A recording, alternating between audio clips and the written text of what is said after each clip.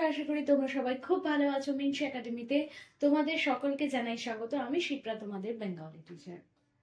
তো আজকে আমরা বাংলার একটা কবিতা তো পড়বো। তার আগে একটা জিনিস ভেবে দেখো তো, যে সব মানুষ একরকম হয়? মানে তুমি ধরো বেশি কথা বলতে ভালোবাসো, আর এমন কেউ আছে যে হয়তো চুপচাপ, বা তুমি হয়তো একটু বেশি রাগ করো, সে হয়তো একটু শান্ত।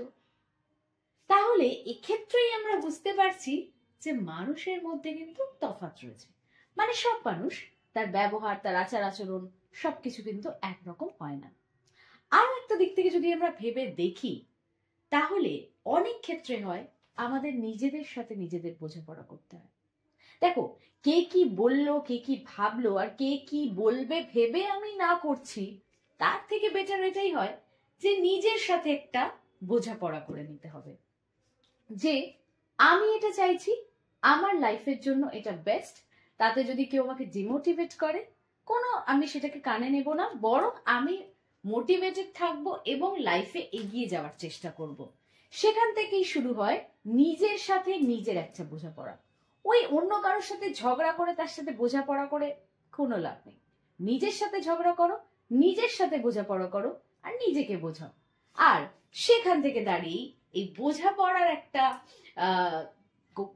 কবিতা আজকে আমরা পড়তে চলেছি, যার নামই হচ্ছে বোঝাপড়া।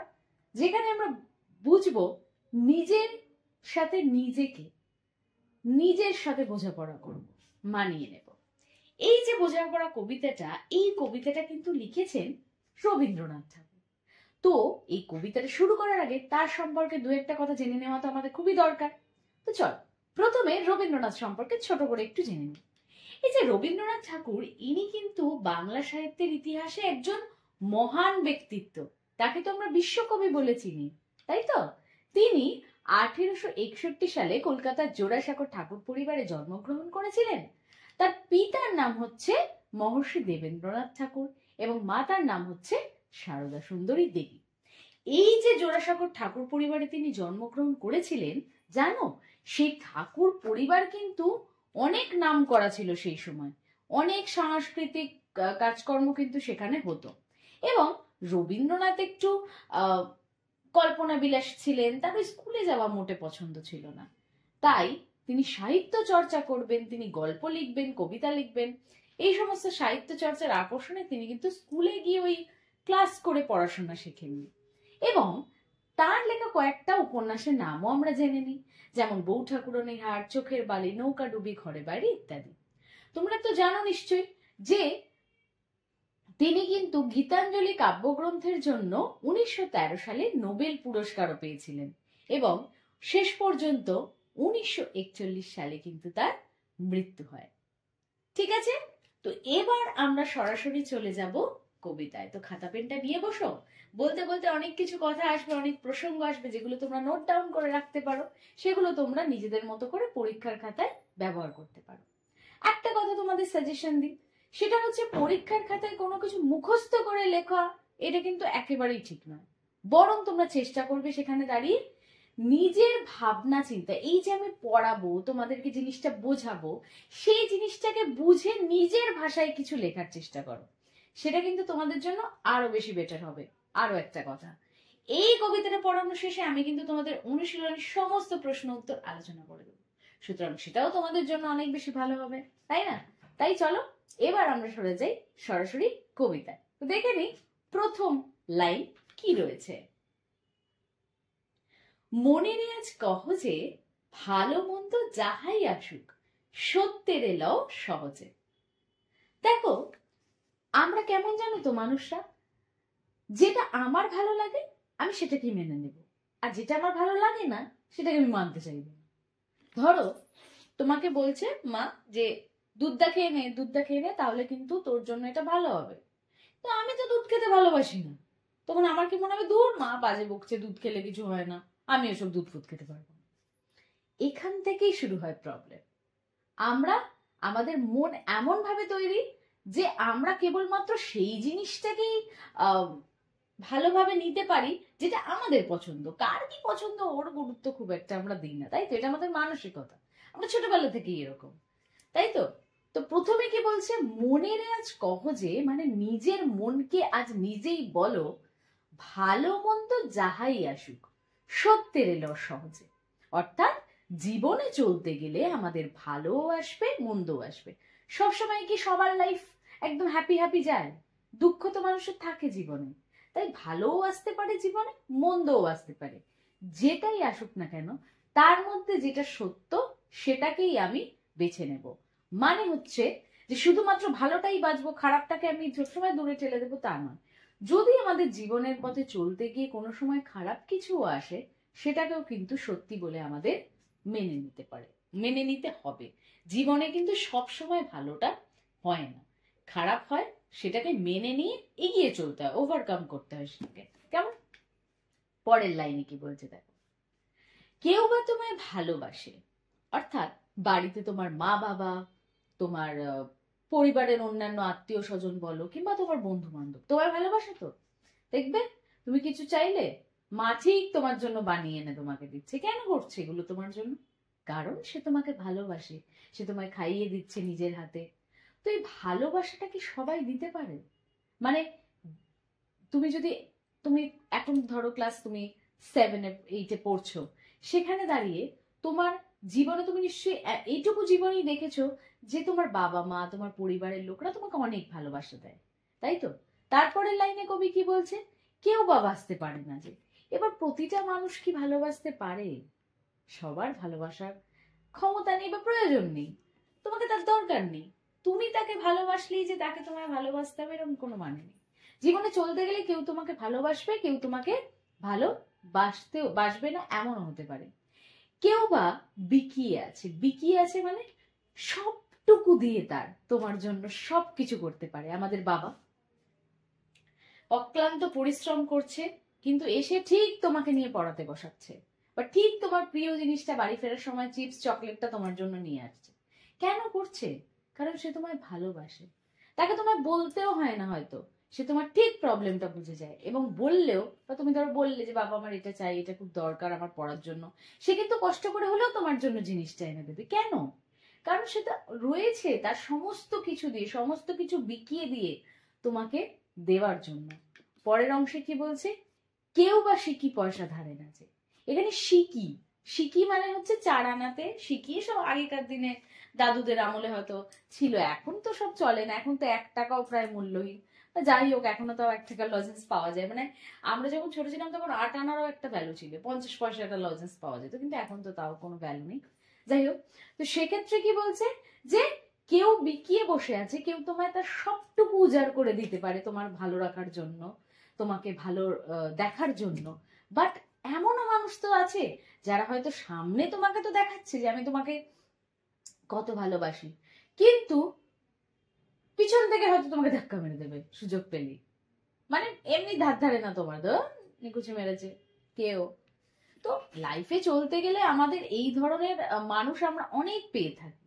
কেউ তোমায় ভালোবাসবে, কেউ তোমায় ভালোবাসবে না, কেউ তোমায় সবটুকু দিয়ে ভালোবাসবে, কেউ তোমাকে একটা চারানো ছোঁয়াবে না, এরকম মানুষও কিন্তু পাবে। তো আলটিমেটলি এই যে 4টে লাইন, এর মধ্যে দিয়ে কবি বেসিক্যালি যেটা আমাদের বোঝাতে চাইছে, যে জীবনের পথে চলতে গেলে কেউ তোমায় ভালোবাসবে, কেউ তোমায় ভালোবাসবে না, কেউ বা তোমায় সবটুকু দিয়ে ভালোবাসবে, কেউ তোমায় এতটুকুও দেবে না। সেটাকে মানিয়ে নিতে শেখো। যে তোমাকে ধরো ভালোবাসে না, তার কাছ থেকে তুমি যদি ভালোবাসা পেতে চাও, তাহলে আলটিমেটলি তুমি দুঃখ পাবে। তোমার মনে হবে যে যারা আমায় ভালোবাসে তাদেরকে গুরুত্ব না দিয়ে যে আমায় ভালোবাসে না আমি তার পেছনে ছুটছি, আলটিমেটলি তুমিই কিন্তু কষ্টটা পাবে। তাই কষ্টটা যাতে না পাও, তাই জন্য কি করতে হবে, যে তোমায় ভালোবাসে, সবটুকু উজাড় করে দিচ্ছে তোমার বাবা মা, তোমার পরিবারের মানুষজন, তাদের জন্যই ভাবো, তাদের জন্য করো, দেখবে লাইফে অনেক উন্নতি করতে পারবে।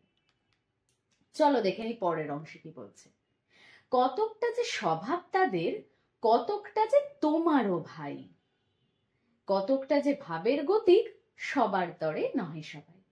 আমরা একটা কবিতার লাইন পড়েছিলাম না, যে সকলের তরে সকলে আমরা, প্রত্যেকে আমরা পরের তরে। কিন্তু সকলের জন্য কি সত্যিই আমরা কিছু করতে পারি?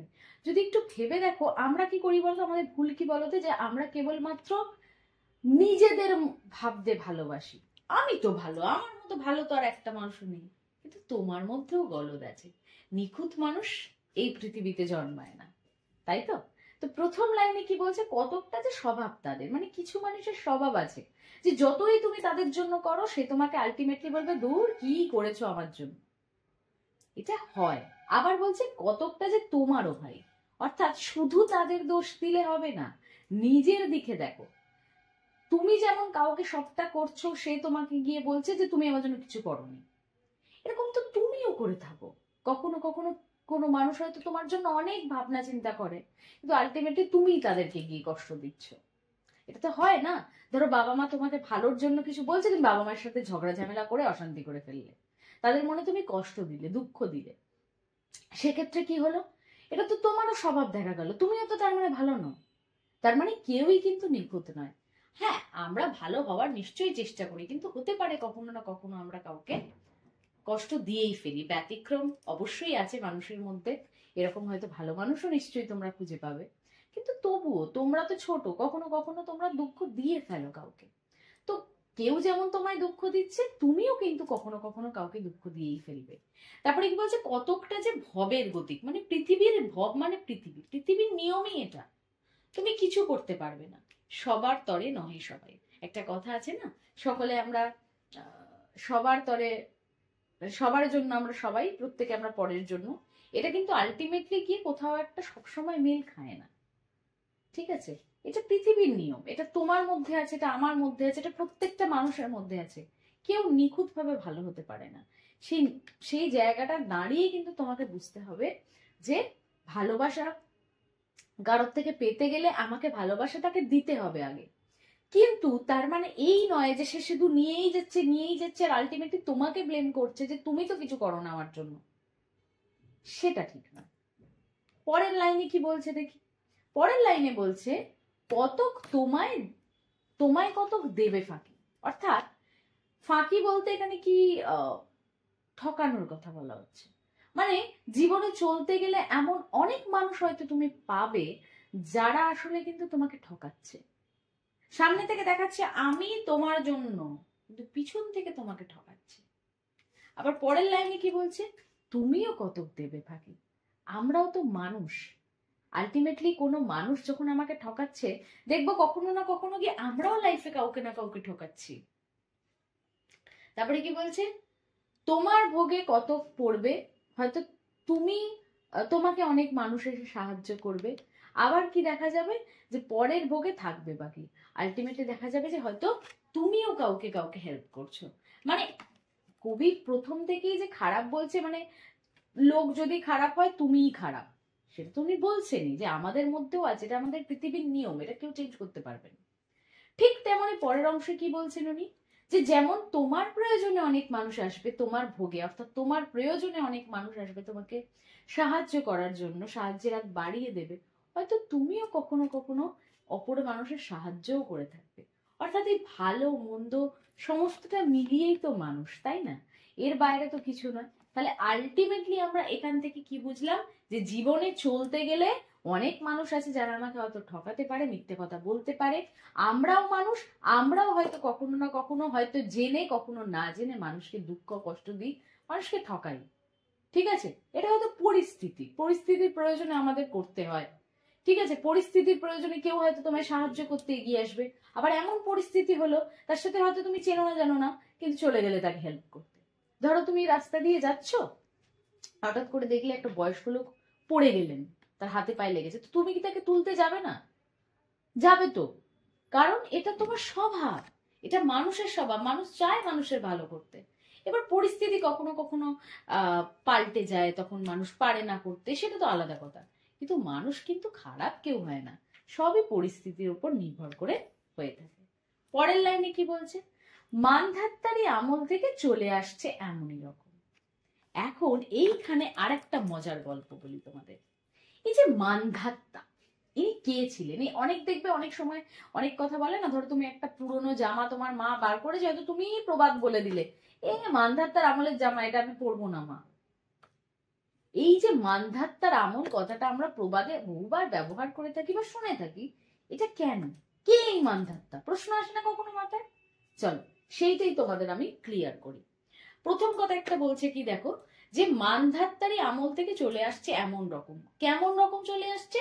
এই যে মানুষকে ঠকানো, মানুষের প্রয়োজনে কখনো না আসা, আবার কখনো কখনো মানুষের প্রয়োজনে আসা, কখনো মানুষকে সাহায্য করা, এই যে ভালো মন্দ মিশিয়ে মানুষ, এটা কিন্তু শুধু এই এই যুগ, এই কলিযুগের কথা নয়, কিন্তু এটা সেই মানধাত্তার আমল থেকে চলে আসছে। এবার মজার কথা হচ্ছে যে এই মানধাত্তা ছিলেন একজন সূর্যবংশীয় রাজা, এবং এই মানধাত্তা জন্মেছিলেন সত্য যুগে। আমরা তো 4টে যুগ জানি, সত্যযুগ, ত্রেতা যুগ, দাপর যুগ আর কলিযুগ, যে কলিযুগে আমরা রয়েছি। তো এই যে মানধাত্তা রাজা, তিনি জন্মেছিলেন কিন্তু সেই সত্য যুগে। এবার সত্য যুগ মানে কি? বহু বহু বছরে, বহু বছর আগে সত্য যুগ, একদম যুগের শুরুতে। তার মানে এখন আমরা কলিযুগে দাঁড়িয়ে, আর মানধাত্তা হচ্ছেন সেই সত্য যুগে শুরুর দিকে যখন যুগ শুরু হচ্ছে। তাহলে সেক্ষেত্রে অনেক পুরনো, এবং এই পরিপ্রেক্ষিতেই আমরা কথায় কথায় এই কথা কিন্তু বলে থাকি যে মানধাত্তার আমলের জামা মানে অনেক পুরনো জামা, সেটা আমি পরবো না। ক্লিয়ার কনসেপ্টটা? যে মানধাত্তার আমল কেন বলছে? এই যে মানুষের স্বভাব, ভাব, গতিক, এসব কিন্তু মানধাত্তার আমল সত্য যুগ থেকে চলে আসছে। এটা তোমার আমার কোনো দোষ নেই। পরের লাইনে কি বলছে? তোমারই কি এমন ভাগ্য বাঁচিয়ে যাবে সকল জখম। এবার দেখো, মানধাত্তার আমলে সত্য যুগ, রাম, ত্রেতা যুগে, ঠিক আছে, দাপর যুগে কৃষ্ণ এলেন। তো দেখো, যখনই বিষ্ণু নানা অবতার নিয়ে জন্মাচ্ছেন, মানে কখনো তিনি রাম হয়ে জন্মাচ্ছেন, কখনো তিনি জন্মাচ্ছেন কৃষ্ণ হয়ে।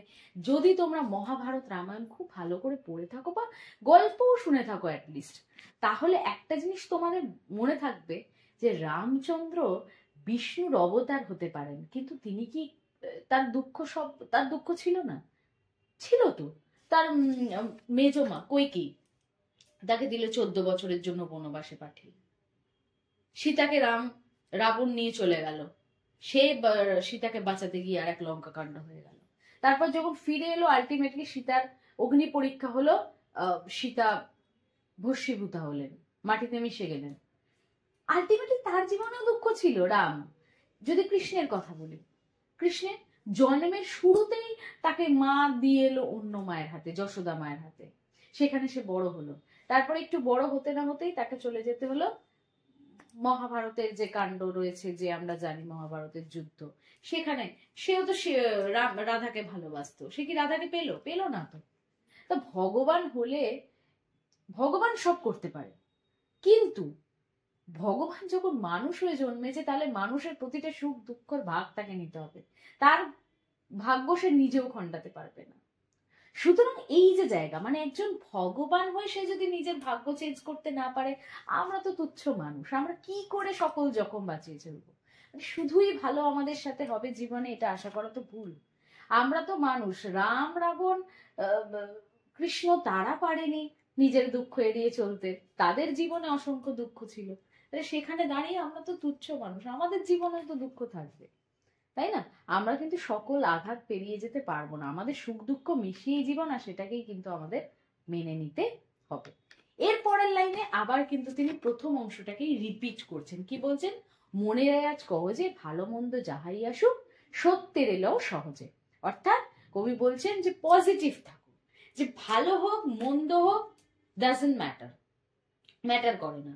যেটা ঠিক, যেটা সত্যি, সেটাকেই আমি মেনে নেব, যেটা উচিত সেটাই আমি করব, সেটা যতই খারাপ হোক না কেন। পরের লাইনে চলে যাই এবার আমরা। কি বলছে? অনেক ঝঞ্ঝা কাটিয়ে বুঝি এলে সুখের বন্দরেতে, জলের তলে পাহাড় ছিল লাগলো বুকের অন্দরেতে, মুহূর্তেকে পাজরগুলো উঠলো কেঁপে আর্তরবে। বোঝার ব্যাপার আছে। প্রথম লাইনে কি বলছে? অনেক ঝঞ্ঝা মানে বিপদ, অশান্তি। অনেক ঝঞ্ঝা কাটিয়ে বুঝি এলে সুখের বন্দরেতে। মানে অনেক সময় যখন দেখবে তোমার লাইফে হ্যাপি সবকিছু চলছে, তো এই সময় আমাদের মনে হয় কি যে বাহ, আমার সব দুঃখ আমার লাইফ থেকে চলে গেছে, আমার লাইফে কোনো দুঃখ নেই, এবার আমি হ্যাপিলি থাকতে পারবো। আলটিমেটলি কি সেটা হয়? ধরো তুমি ভাবছো যে এই তো মাধ্যমিকটা একবার পাস করে যাই, তারপরে তো সব ইজি, আর কোনো দুঃখই নেই, কিন্তু আলটিমেটলি বিগ জিরো, মানে মাধ্যমিকটা তো প্রথম একটা ধাপ, এরপর উচ্চ মাধ্যমিক, গ্রাজুয়েশন, তারপরে তোমার চাকরির পড়াশোনা বা যে যে মানে নিজের কোয়ালিফিকেশন অনুযায়ী যে যেদিকে যেতে চায় যেতে পারবে। তো এইখানে তো চাপ শুরু ভাই। মা বলে না যে মাধ্যমিক পরীক্ষাটা দিয়ে নে ব্যাস তারপর সব সোজা। ভাই ওখান থেকেই তোমার লাইফটা শুরু। আর তোমাকে যে তুমি যদি ভয় না পেয়ে যাও, সেই জন্যই কিন্তু তোমার বাবা মা তোমাকে সাপোর্ট করেন এটা বলে। তো এই যে বলছি যে যখন তোমার আলটিমেটলি মাধ্যমিক পরীক্ষা দিয়ে 2 মাসের ছুটিটা পেয়ে মনে হয় যে বাহ, আমার জীবন থেকে সব ঝড় ঝঞ্ঝা চলে গেছে, পরীক্ষা মিটে গেছে, মাধ্যমিক এবার তো সব ইজি, তখনই কিন্তু বাস তোমার 11 শুরু হবে, এইচএস, গ্রাজুয়েশন, তারপরে কি চাকরি করব, কিভাবে কি করব, যত ঝঞ্ঝাট। তার মানে যদি তোমার কখনো মনে হয় লাইফে যে আমার সব হ্যাপি হ্যাপি চলছে, সব ভালো চলছে, মানে সব কিছু আমার দুঃখ চলে গেছে, ভুল। কারণ হঠাৎ করে ওই জলের তলায় পাহাড় ছিল, লাগলো বুকের অন্দরে। টাইটানিক যে মুভিটা নিশ্চয়ই তোমরা দেখেছো, সেখানে কি জলের তলে পাহাড় ছিল, যার অনেকটা অংশ জলের তলায় থাকে আর উপরে একটুখানি ভেসেছিল, ধাক্কা লাগলো পুরো শেষ। সেটাই বলছে, এই হ্যাপি থাকতে থাকতে কখন হঠাৎ করে দুঃখটা তোমার সামনে চাগার দিয়ে উঠবে সেই জলের তলায় থাকা পাহাড়ের মতো, সেটা তুমি নিজেও বুঝতে পারবে না, তাই তো? তখন হট করে একটা ধাক্কা খাবে, যেন মনে হবে আমার পাঁজরগুলো সব ভেঙে যাচ্ছে আর খুব কষ্ট হচ্ছে, আমার আর্তরব বেরিয়ে আসছে, গলার থেকে চিৎকার বেরিয়ে আসছে, এটা মনে হতে পারে। আলটিমেটলি এটার দ্বারা কবি এটাই বলতে চাইছেন যে যখন তোমার লাইফে সবকিছু ভালো চলছে, খুশি থাকো, সেটা নিয়ে অবশ্যই পজিটিভ থাকো, কিন্তু এই নয় যে তার মানে আর কোনো দুঃখ তোমার জীবনে আসবে না। হতে পারে আজ নেই, হতে পারে 1 বছর 2 বছর বাদে আসবে, কখনো না কখনো তো আসবে দুঃখটা। সেটা কিন্তু তোমার, সেটার জন্য তোমাকে তৈরি থাকতে হবে। আর যদি তুমি তৈরি না থাকো, তাহলেই এটা প্রচন্ড আঘাত পাবে এবং তার ফলে মনে হবে যে তোমার পাঁজর ফাজর সব ভেঙে যাচ্ছে, তোমার প্রচন্ড কষ্ট হচ্ছে। তার মানে সব সময় আমাদের ভালো হোক বা মন্দ, সবকিছুর জন্য আমাদের নিজেদেরকে প্রিপেয়ার রাখতে হবে বা তৈরি রাখতে হবে। তারপরে কি বলছে, তাই নিয়ে কি সবার সঙ্গে ঝগড়া করে মরতে হবে? জীবনে চলতে গেলে সবার সাথে কি আমরা মানিয়ে নিয়ে চলতে পারি? পারি না। কোনো কোনো সময় আমাদের ব্যাপারটাকে একটু ছেড়ে দিতে হয় যে ঠিক আছে যা। মানে কি বলছে যে কোনো ঝামেলা মনের মধ্যে কিছু চললেই গিয়ে ঝগড়া করে ফেললাম, অশান্তি দুগা পিটিয়ে চলে এলাম, এসব না। সবার সঙ্গে ঝগড়া করে চলতে আমরা পারবো না। তারপরে কি বলছে, ভেসে থাকতে পারো যদি সেইটে সবার চেয়ে শ্রেয়। তারপরে কি বলছে, না পারো তো বিনা বাক্যে টুপ করে ডুবে যেও।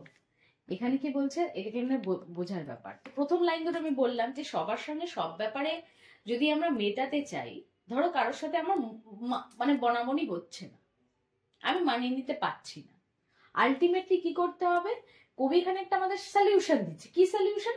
যে ভেসে থাকতে পারো যদি সেইটা হবে সবচেয়ে শ্রেয়। অর্থাৎ ভেসে থাকা মানে কি জলের ওপর ভেসে ভেসে থাকতে হবে? ভেসে থাকা মানে এখানে এড়িয়ে চলাকে বোঝানো হয়েছে। ধরো তুমি জানো যে তুমি যদি ওর সাথে কথা বলতে যাও তাহলেই ঝগড়া লেগে যাবে, একটা বিশাল অশান্তি হবে, তুমি চাইছো না, তুমি কি করবে? সিম্পল, ওকে এড়িয়ে চলে যাবে, পাত্তা দেবে না, কথা বলবে না, মিটে গেল। এটাই বলছেন কবি, যে যদি ভেসে থাকতে পারো মানে কিছু কিছু ক্ষেত্রে যদি তুমি সেই জিনিসটাকে একটু এড়িয়ে যেতে পারো, একটু ইগনোর করতে পারো, তাহলে দেখবে সেইটাই সবার চেয়ে শ্রেয়। মানে শ্রেয় মানে ভালো, দেখবে সেটাই তোমার সব থেকে ভালো একটা বুদ্ধি, যে হ্যাঁ আমি ওকে এড়িয়ে চলছি, দ্যাট মিনস ঠিক আছে, কিছু কিছু ক্ষেত্রে ইগনোর করা দরকার।